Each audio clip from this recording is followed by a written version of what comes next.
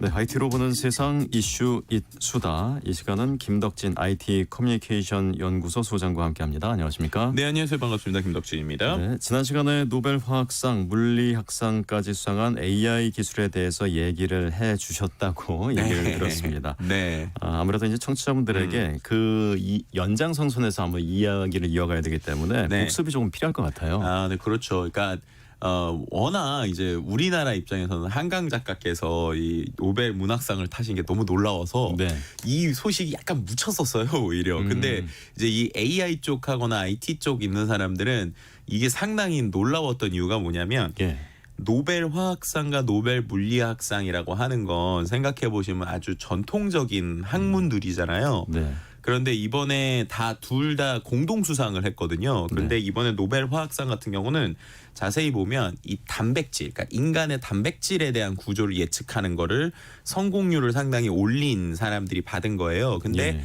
한 사람은 실제 화학자이고 이쪽을 계속했던 사람인데 이 AI 쪽에서 누가 받았느냐? 구글에 우리가 알고 있는 알파고를 만든 이 그 팀이 받은 거거든요. 딥마인드 팀이. 그래서 허서비스라는, 그러니까 알파고 만든 사람이 화학상을 받은 거예요. 네. 그럼 우리 생각에서 보면 아니 바둑 게임 만들던 사람이 무슨 갑자기 화학상을 타 이럴 수 있잖아요. 네네. 근데 그게 어떤 거냐면 그 원리와 구조가 똑같다는 겁니다. 그러니까는 마치 그 바둑의 기보를 공부를 시켜서 사람과 바둑을 두 개 한 AI의 그 구조를 이용해서 사람들이 지금까지 단백질 구조에 대해서 연구한 마치 기보처럼 그 데이터를 줘서 예측을 시켰더니 정말로 바둑을 수를 두듯이 사람들이 지금까지 수십 년 동안 해왔던 것보다 훨씬 빠르고 예측도를 높이는 알파폴드라는 시스템을 만든 거예요. 네. 그래서 실제로 그것을 활용해서 마치 우리 이세돌 구단이 바둑 두고 나서 요즘에 신진서 구단이나 이런 분들이 바둑 둘 때요. 네네. 사람하고도 두지만 AI랑 바둑 두거든요. 그럼 오히려 AI가 기존에 두지 않았던 수들을 막 보여주니까 그렇죠. 그걸 갖고 더 응용을 하게 되는데 마찬가지로 요즘에 이 화학상 쪽에서 받으신 분들은 이 알파폴드라고 하는, 그러니까 단백질 연구하는 AI 툴이 생기니까 오히려 그걸 갖고 같이 연구를 하는 거예요. 그러니까 이제 이런 쪽으로 더 볼 수 있겠구나. 그러는 바람에 어떻게 된 거냐면 실제로 한 정확도를 60% 이상까지 올려놓은 걸 이건 이제 도구가 그렇게 한 거거든요. 그런데 그거를 갖고 과학자들이 또 더 붙으니까 10% 이상 또 올라가는 거예요. 그래서 결국에는 그걸 툴을 만든 이 이제 말씀드렸던 허사비스라고 하는 이제 그 알파고 만든 사람도 이번에 이 화학상을 탔고, 그리고 말씀드린 것처럼 원래의 이쪽 화학 쪽 연구하신 분이 공동 수상해서 AI 하는 쪽에서는 상당히 놀라웠고요. 아니 그러면 그렇게 되면은 약을 만들 때 임상 시험이나 이런 과정들이 조금 더 효과적으로 이루어질 수 있겠어요? 그렇죠. 그래서 이제 생성형 AI 요즘에 말한 챗GPT 같은 거 있잖아요. 챗GPT가 우리가 글 쓰는 것만 생각하지만 생성이잖아요. 생성이라는 건 수많은 데이터를 보고 그 안에서 확률이 있는 것들 여러 가지를 만들기도 하거든요. 그렇죠. 그래서 말씀하신 것처럼 지금 이런 알파폴드나 이런 것들이 들어가면 신약을 개발하는 쪽에, 그러니까 예를 들면 수많은 조합을 실험하는 거니까 그쪽에 도움이 되고 시간도 짧아지겠고요. 시간이 엄청 짧아지죠. 그리고 두 번째 말씀하신 임상에서 우리가 몇 상 이렇게 해서 단계들이 있잖아요. 생성형 AI의 목적이 그 상을 한번 줄이는 거예요. 그래서 이제 뭐 예를 들면 4상 5상 하던 걸 한 3상만 해도 될 수 있게. 그러면 이제 비용과 시간이 줄 거니까 말씀하신 것처럼 실제 우리가 신약을 만드는 프로세스가 훨씬 빨라지고 정확해지겠죠. 그래서 이제 그런 궁극적으로는 그렇게 해서 우리 인간의 모든 질병을 다 예측하겠다, 분석하겠다 이런 이제 꿈을 갖고 달리고 있는 게 그게 이제 화학상 쪽이고요. 그럼 물리학상 쪽도 그런 예라고 볼 수가 있는 건가요? 근데 물리학상은 더 놀라워요. 왜냐하면 물리학상은 정확하게 말씀드리면요. 2명이 탔는데 2명 다 전통 물리학자가 아닙니다. 둘 다 정확하게 말하면 AI 분석하셨던 과학자들이세요. 근데 이분들은 상당히 놀라운 게 뭐냐면 그들이 해왔던 업적을 물리학 쪽에서 야, 너네 한 거 실은 물리학이야. 이렇게 인정해 준 거로 보시면 돼요. 이번에 상을 탄 게.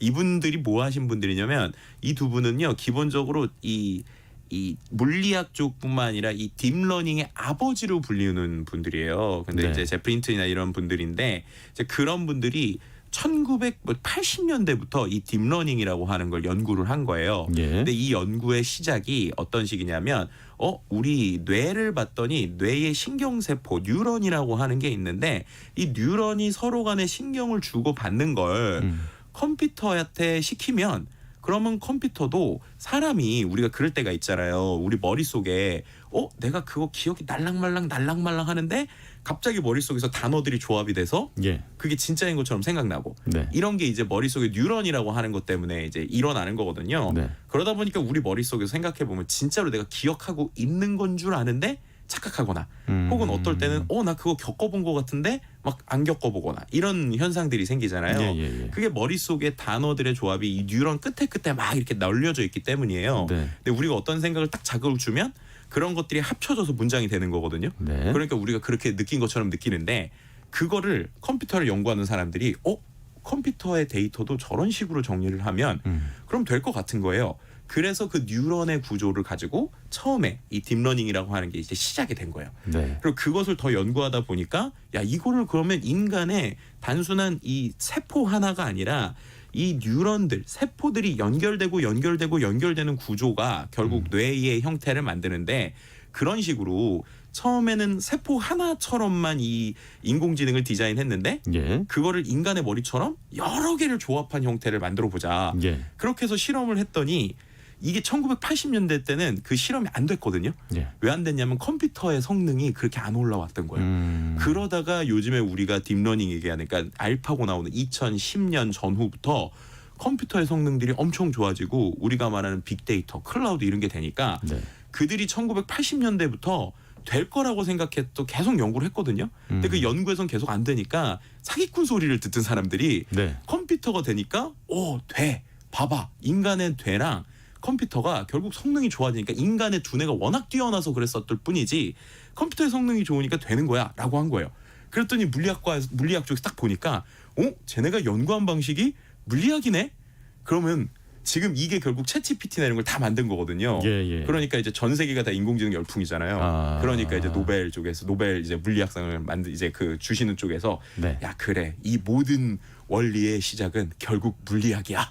그래서 물리학 상을 준 네. 이거라고 보시면 돼요. 그래서 AI 쪽에서는 예전엔 AI는 응용학문이라고 이제 많이 취급을 받고 예. 이게 학술적으로 의미가 있느냐 이렇게 취급을 받았었는데 이번에 오히려 물리학과에서 너네 고생했어 이제 물리학이야 이렇게 안정을 해주고 그리고 이제 화학상 쪽에서는 우리가 할 수 있게 시스템을 만든 것만으로도 네. AI상 이제 화학상을 줄게 하니까 결국에 AI 하는 사람들이 이제야 이제 우리가 인정을 받는구나. 아무래도 AI의 영향력이 커지고 그렇죠. 또 파이가 커지다 보니까 네. 함께 같이 했으면 좋겠다 뭐 그런 생각인 것 같은데. 네 맞습니다. 그런데 AI 기술의 과학상을 수여한 노벨위원회가 이 AI의 잠재력을 알고 있지 않습니까? 네. 그래서 그러면서도 이 윤리적으로 좀 문제가 있지 않을까 이런 부분에 대한 걱정이 좀 있는 것 같아요. 그러니까요. 이게 노벨위원회에서 아까 말씀드린 대로 생각해 보면 이게 물리학상이야라는 걸 설명을 하려면 네. 엄청 자세히 설명을 했을 거 아니에요. 네.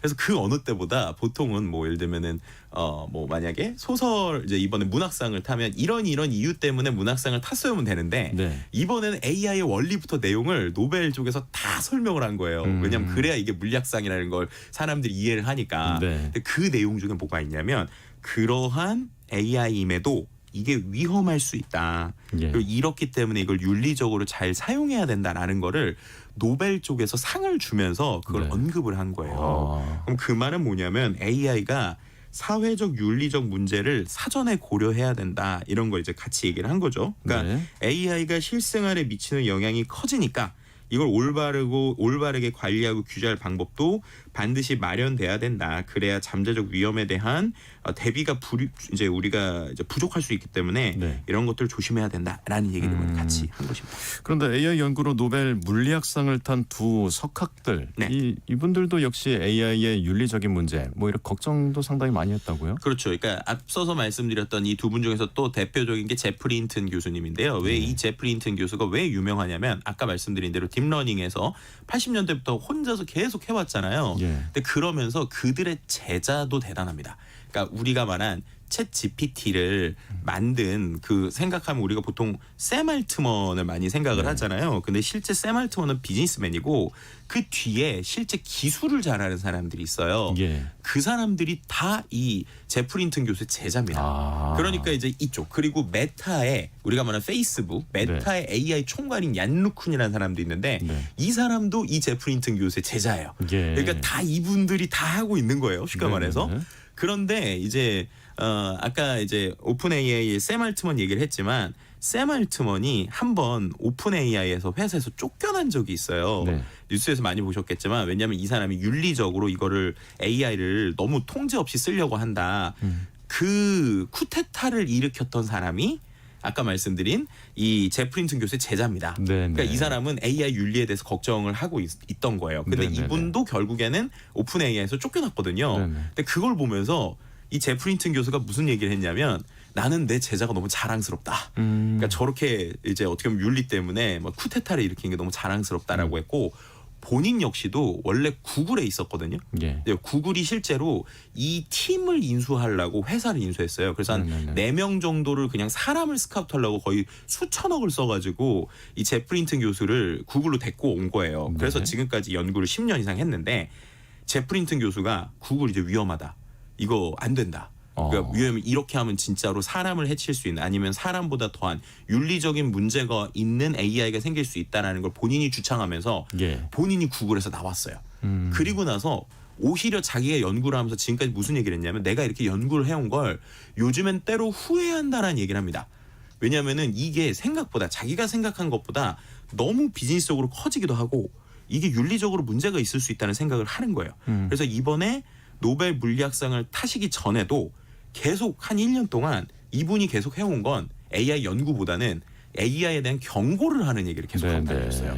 그러다 보니까 이런 부분에 있어서 고도로 발전된 AI가 결국 인간의 통제를 벗어날 위험성이 있다라는 얘기를 이 학문의 원조이자 계속적으로 그렇게 사기꾼 소리를 들으면서 하신 분이 네. 이제 와서 하고 있는 거죠. 그렇다면은 부작용으로는 어떤 것들을 예를 든 거예요? 이분이 이야기한 게 크게 3가지 정도가 있습니다. 예. 첫 번째는요. 경제적 불평등과 일자리를 대체할 수 있다라는 얘기를 하는 거예요. 네. 왜냐하면 AI가 실제로 노동시장에 미칠 수 있는 영향이 있다는 거죠. AI가 고도화될수록 많은 직업이 대체될 가능성이 커진다는 겁니다. 미국에서 방송 작가들 파업하고 막 그랬었잖아요. 그러니까요. 예. 그런 것도 있고 예를 들면 지금처럼 우리 앵커님처럼 목소리가 참 좋으신데 앵커님의 목소리를 제가 학습해 놓고요. 학습 5분만 하면 돼요. 요즘 5분 한 다음에 제가 실제로 동화를 읽어주는 AI를 앵커님이 5분만 얘기한 걸로 만들 수 있습니다. 그래요? 예. 구분이 안 가요? 실제로 감각이고 더 놀라운 건 뭐냐면 네. 앵커님이 못하는 나라의 언어로도 할 수 있어요. 일본어, 중국어. 제 목소리로요? 네. 이야, 그럼 그게 무섭네요. 생각을 네. 해보시면 근데 그거를 네. 무섭다고 볼 수도 있지만 앵커님 진짜 유명하시고 내 목소리가 좋잖아요. 예, 예. 그러면 앵커님이 일을 안 해도 앵커님 목소리로 돈을 벌어다 주는 세대가 오는 거예요. 그렇죠. 예를 들면 그 돈을 주고 팔면 되니까. 그렇게도 생각할 수가 있겠네요. 그런데 생각을 해보시면 그럼 앵커님은 돈을 많이 버는 거거든요. 네. 근데 반대로 앵커님이 바빠서 네. 그 시간에 주니어 친구들이 녹음을 했는데 네. 이제 앵커님이 안 가도 되잖아요. 그렇죠. 그러면 앵커님은 돈을 많이 벌지만 다른 사람들이 일자리는 돈을- 줄어드는 거예요.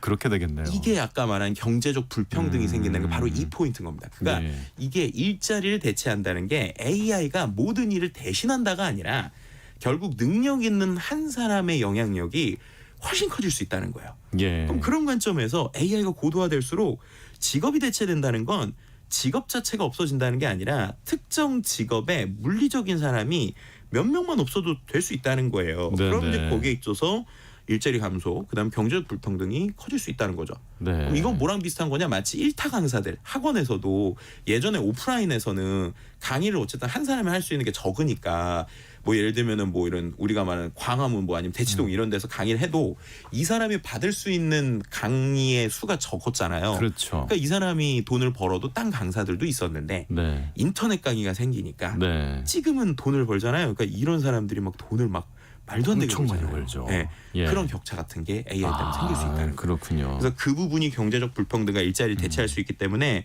이걸 충격을 완화하기 위한 정책이 필요하다. 예를 들면은 그런 세금이라든지 아니면 그런 빅테크들한테 더 많은 세금을 걷어야 된다. 이런 얘기들 그래서 제프 힌튼 AI 교수가 세금 뭐 그런 거죠. 예. 그런 얘기를 그래서 하는 거예요. 네. 두 번째로는 윤리적 사용, 그 다음에 데이터 편향성에 대한 얘기를 합니다. 네. 자, 데이터 편향성에 대한 얘기를 좀 해보면 예를 들면 지금도 구글 검색 엔진에요. 네. 예를 들면 내가 어떤 광고를 해요. 그럼 요즘에 AI가 자동으로 광고를 해주잖아요. 예. 그러면 얘가 기본적으로 내가 고소득자인 사람에게 광고를 하고 싶어요. 네. 예를 들면 돈이 많고 역량이 있는 사람에게 광고를 돌리고 싶잖아요. AI가 자동으로 어떻게 하는지 아세요? 여성보다는 남성에게 그 광고를 더 노출을 많이 시킵니다. 그러니까 얘가 편향적인 데이터를 검색해서 갖고 있는 거예요. 그러니까 네네네. 기본적으로 여자보다 남자가 돈을 많이 벌 것이다라는 걸 수많은 사람들의 검색 데이터를 기반으로 알고 있고 예. 그런 것처럼 인종에 대한 편향성이나 내용들이 있어요. 네. 그럼 예를 들면 우리가 챗GPT를 갖고 역사 교육을 한다라고 생각하면 네. 이 챗GPT라는 건 기본적으로 영어 데이터가 많거든요. 네. 영어 데이터가 많다는 건 확률상으로 한국어를 기반으로 한 한국의 데이터보다 네. 영어로 된 미국의 역사들에 대한 관점으로 해석을 더 많이 한다는 거예요. 그럼 그런 AI가 만약에 우리나라에서 역사 교육을 하는데 쓰인다. 그럼 이거 이제 이슈가 될 수 있는 거죠. 그러니까 한국의 입장이 반영이 안 돼 있을 수가 있겠네요. 네, 제일 대표적인 게 독도에 관련된 얘기를 하면 네네. 이제 우리나라 AI는 독도는 한국 땅이다 이렇게 예. 얘기를 하면 그런 것들은 분쟁 지역이다 이런 식으로 표현을 해요. 그럼 이제 그러니까 결국엔 데이터 편향성이 사람들의 교육이나 인식에 영향을 미칠 수 있다. 예, 그래서 예. 이런 거에 대해서 우리가 어디까지 써야 될지에 대한 가이드라인이 필요하다라는 네, 거였고 네. 세 번째는 AI가 무기화가 될 수 있다.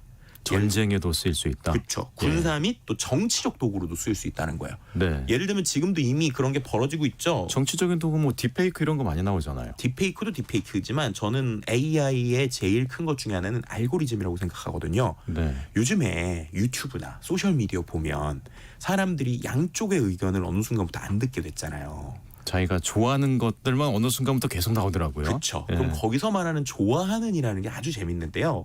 좋아하는이 그러면 예를 들면 유튜브나 페이스북이나 인스타그램이 네. 어떤 정치적 의도가 있어서 그 사람들에게 그 정보를 모아주나? 절대 아니에요. 그거는 냉정하게 비즈니스의 논리입니다. 비즈니스의 논리. 왜냐하면 기본적으로 이러한 뉴미디어들은요. 우리가 유튜브 볼 때 예를 들면 구독료를 내더라도 그냥 광고 안 보려고 내는 거지 컨텐츠 100개 1000개 본다고 돈 내는 거 아니잖아요. 그렇죠. 얘는 돈을 거의 어디서 버냐? 광고로 벌죠. 네. 광고를 본다는 건 사람들이 오래 머물러 있어야 광고를 많이 벌 거고 예. 그래야 돈을 많이 벌 거잖아요. 그래서 이들이 선택한 건 오래 보게 하려면 어떻게 해야 될까? 그러면 이 사람들이 좋아할 것만 계속 보여주면 되겠다. 그렇죠. 예. 근데 이제 이런 게 일반적인 재밌는 콘텐츠는 상관이 없는데 이런 정치나 사회적인 것들은 어쨌든 이 알고리즘은 조금이라도 플러스 마이너스를 평가를 하는 거예요. 왜냐하면 모든 콘텐츠는 중립적일 수 없으니까. 그러면은 예를 들면은 뉴스는 우리가 KBS에서 뉴스를 한다고 그러면 네. 예를 들면 플러스 1적인 걸 했으면 그다음에 마이너스 1적인 걸 얘기를 하고 그래서 네. 중립을 맞추는 네. 이런 형태를 고치면 알고리즘은 내가 조금만 0.1만 이쪽으로 가도 그다음에 0.2로 간 걸 또 찔러주고 0.3으로 가는 걸 찔러주는 거예요. 네. 그럼 내가 그쪽을 계속 보면 아, 이 사람은 이쪽 취향이구나. 그럼 그쪽만 계속 보여주는 거예요. 근데 결국 그게 사회적인 갈등이나 우리가 말하는 사회적 양극화를 결론적으로 만드는 거죠. 네. 그런데 그거에서 알고리즘 자체는 얘네들이 그럼 우리 비즈니스 때문에 하는 거야 라고 하면 할 말이 없는 거예요. 하지만 그런 것들이 결국에는 정치적 도구로 악용이 되거나 아니면은 군사적 도구로 악용이 될 수 있다. 그래서 이런 부분에 대한 경고를 또 하고 있는 것이죠. 네. 어떻게 보면은 정치적으로 좀 더 양극화시키는 그런 경향도 있겠네요. 네, 그러다 그렇죠. 보면. 그래서 실제로 이제 최근에 뭐 전 세계적으로 거의 극단주의적인 것들이 좀 있고 예를 들면 예. 브라질 같은 경우에도 브라질에 있는 이제 몇몇 지금은 아니지만 예전에 이제 대통령들 같은 경우는 특히나 이런 게 극단적인 게 심할 땐 예. 본인이 뭔가 얘기하는 거를요. 일반적인 공중파 채널에서 얘기 안 하고 본인 SNS 채널에서만 얘기를 한 적도 있었어요. 예. 좀 그래 이제 자기를 좋아하는 사람들은 보니까. 그래서 그런 식으로 이런 정치의 도구나 이런 쪽에서도 좀 쓰일 수도 있고 네. 또 요즘에 AI 알고리즘이 그 우리가 말하는 그 독재를 할 때 좀 쓰이기도 합니다. 독재요? 네, 이거는 뭐냐면 실제로 그 그 이제 약간 독자라기보다는 사회주의적인 부분에서 있을 수 있는 건데요. 예를 들면은 그 중국에서 어떤 걸 만들고 있냐면 안면 인식 프로그램들 이런 것들을 엄청 잘 만들어요. 근데 그걸 잘 만드는 이유가 그런 걸 만들려면 데이터가 엄청 많아야 되거든요. 그렇죠. 그런데 이제 중국은 어쨌든 그 데이터에 대해서 우리처럼 프라이버시 이런 것보다는 그들이 원하면 모으잖아요. 도시 곳곳에 카메라가 있더라고요. 정말 많아요. 어느 수준이냐면 제가 아는 어떤 지역은요. 만약에 이 사람이 어떤 그 무단횡단을 하잖아요. 그럼 무단횡단을 하면 거기 큰 디스플레이에 3분 동안 그 사람 얼굴이 나옵니다. 그래가지고 실제로 그 사람 무단횡단했다 이런 걸 보여주는 거예요. 그리고 그 사람이 누군지를 다 데이터로 아니까 예를 들면 김덕진이 무단횡단했다 이게 나오는 거예요. 그러니까 이런 것들이 우리가 충격적이잖아요. 근데 그런 걸 어떻게 쓰냐? 예를 들면 정치범이 있어요. 그러면 이들이 요게 경찰들이 카메라를 들고 다니거든요. 그럼 이렇게 그냥 지나가요. 지나가면 예를 들면 스타디움에 사람이 엄청 많잖아요. 이 수많은 중국인들을 수분에서 수십 초에 다 검출을 합니다. 그럼 어떻게 되느냐? 그냥 카메라 들고 이렇게 지나가다가 저 사람이 만약에 정치사범이잖아요. 몇 분 안에 바로 체크가 와요. 그럼 잡아가는 거예요. 근데 이 기술을 중국에서 만들어서 말레이시아에도 수출을 했어요. 그래서 이제 이런 부분들이 결국에는 이 AI 기술이라고 하는 게 정말로 독재 수단이 될 수도 있다. 이런 이제 어떤 힘 있는 사람들이 이 사람들을 모니터링할 때도 쓸 수 있다는 거예요. 그러니까 어떤 통제 수단이 될 수 있다는 그런 얘기네요. 그렇죠. 그러니까 우리가 영화에서 SF 영화 같은 데서 봤었을 법한 일들이 실제로 벌어지고 있고요. 진짜 무섭네요. 네. 또 한 가지 말씀드리면 실제 우리가 말하는 전쟁에서도 이런 AI가 이미 활용이 되고 있어요. 예를 들면은 이스라엘이죠. 이스라엘이 요즘 보면 가자 지구에서 계속 뭐 하잖아요. 근데 그 전쟁에서 저는 되게 충격적이었던 게 라벤더라는 시스템이 있어요. 라벤더. 네, 이 라벤더라는 시스템이 뭐냐면 AI 기반의 폭격 시스템입니다. 그럼 이건 뭐냐면 그 가자지구 쪽 들어갈 때 보면 그 안에 실제로 사람들이 카메라를 다 보고 들어가줘야 되거든요. 그 얘기 뭐냐면 그 사람들의 모든 걸 데이터베이스화를 해요. 그럼 이 이스라엘 AI 알고리즘이 이 사람이 테러범일 가능성이나 이 사람이 우리에게 위협을 가할 가능성들을 계산을 하고 있습니다. 실제 이 계산을 한다는 게 나왔어요. 그럼 그 상황에서 어떻게 되느냐? 야, 오늘 위험성 있는 사람 10사람을 타겟팅해서 공격해야 돼. 라고 만약에 AI가 명령을 시키잖아요. AI가 알아서 10명을 선별을 해요. 누구를 공격해라 이렇게 따로 지정을 해주지 않아도 AI가 알아서 선별한다는 거죠. 네, 그래서 그 사람들한테 어떻게 하냐면 그 폭탄을 쏘는데 그 폭탄을 쏘는 솔루션 이름이 또 Where is Daddy입니다. Where is Daddy? 우리 아빠 어디 있어? 이거거든요. 이거 어떻게 폭탄 쏘냐면 이 사람들이 어디에 있는 CCTV가 다 이제 그 보고 있다가 이 사람이 집에 들어갔는데 집에 혼자 있어요. 그럼 그 사람이 정확하게 집에 있을 때가 딱 타격하기 좋은 거예요. 그랬을 때 그 집에 폭탄을 날립니다. 그런데 이게요 얼마나 또 충격적이냐면 그럼 정확도가 100%냐? 아니에요. 이 알고리즘의 정확도가 90% 정도거든요. 그러면은 쐈을 때 10%는 오류율이 있다는 거예요. 오류율이 있는데도 쏴요. 두 번째, 이 폭탄의 종류가 여러 가지가 있는데 폭탄 자체가요. 정밀한 폭탄은 정말 고급인 사람한테만 쏘고 그렇지 않으면 우리가 멍청이 폭탄이나 더미 폭탄을 쏘거든요. 그럼 그게 그 주변을 이제 오차율이 크기 때문에 이게 잘못 쏴야지만 이 사람만 죽는 게 아니라 이 주변에 있는 사람들도 죽어요.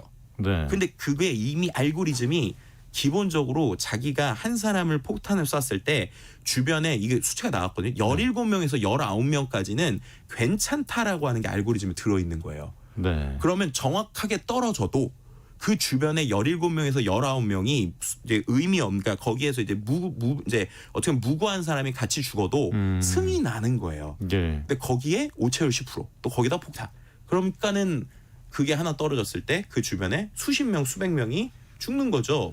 그런데 그거를 결정하는 사람이 만약에 저 사람에게 직접 쏘면 되게 여러 가지 생각을 할 거잖아요. 근데 알고리즘한테 그냥 시키고 나는 오늘 어떻게 됐는지 모르는 거예요. 지금 이 상황도 끔찍한데 만약에 통제가 안 되면은 더 끔찍한 일이 생길 거라는 생각이 들거든요. 짧게 맞습니다. 좀 어떤 상황이 펼쳐질지.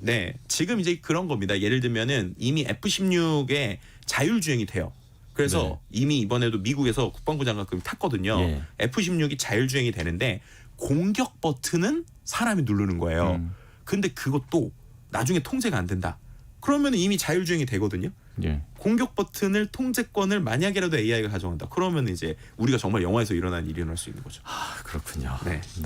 더 걱정이 됩니다. 이렇게 얘기 들어보니까. 그래서 우리가 그런 것들에 대한 연구나 가이드라인이 반드시 필요하다. 라고 하는 것들을 노벨상 받으신 분들이 주창하는 이유가 여기 있다라고도 같이 말씀드릴 수 있을 것 같습니다. 이슈 이수다 지금까지 김덕진 IT 커뮤니케이션 연구소 소장과 함께했습니다. 고맙습니다. 네, 감사합니다.